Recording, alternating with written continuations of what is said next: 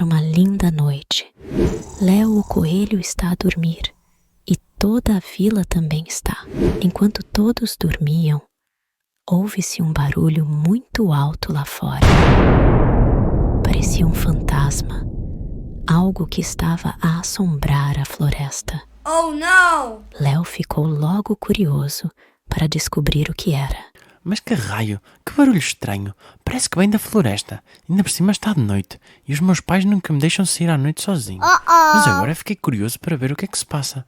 Acho que vou explorar mais de perto. Yes! Então Leo sai de casa devagarinho, sem acordar os pais. E ao caminhar pela rua, encontra o seu amigo Bobo muito assustado. O que se passa, bobo? Também ouviste o barulho? Deu muito medo. Vim cá para fora ver o que é que se passava. Mas estou cheio de medo, vou já voltar lá para dentro. Oh, não! Não, bobo, não tenhas medo. Vamos os dois descobrir de onde é que vem este barulho. Tens a certeza que não é perigoso, Leo? Sim, bobo, não tenhas medo. Vamos descobrir juntos o que é que está a acontecer. Leo e Bobo continuam pela floresta fora e voltam a ouvir novamente o barulho. Ouviste novamente, Leo?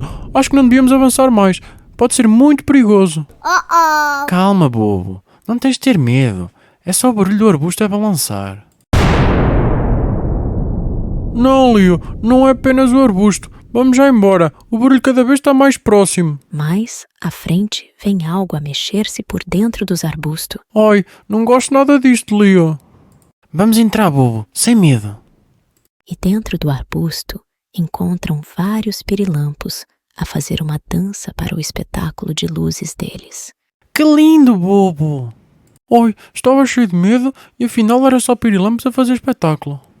Olá, amiguinhos, desculpem pela interrupção, mas vocês também ouviram um barulho estranho? Estranho? Ah, você deve estar falando do nosso espetáculo de luzes. Não somos fantasmas, somos vagalumes brincalhões. Oh, Leo, afinal, acho que encontramos os fantasmas. É, tens razão, bobo. Afinal, só são os pirilampos a fazerem o seu espetáculo. Parece que a nossa caça ao fantasma terminou por aqui, entre amigos. Yes! Com a verdade revelada, Léo e Bobo voltaram para casa, compartilhando risadas sobre suas aventuras.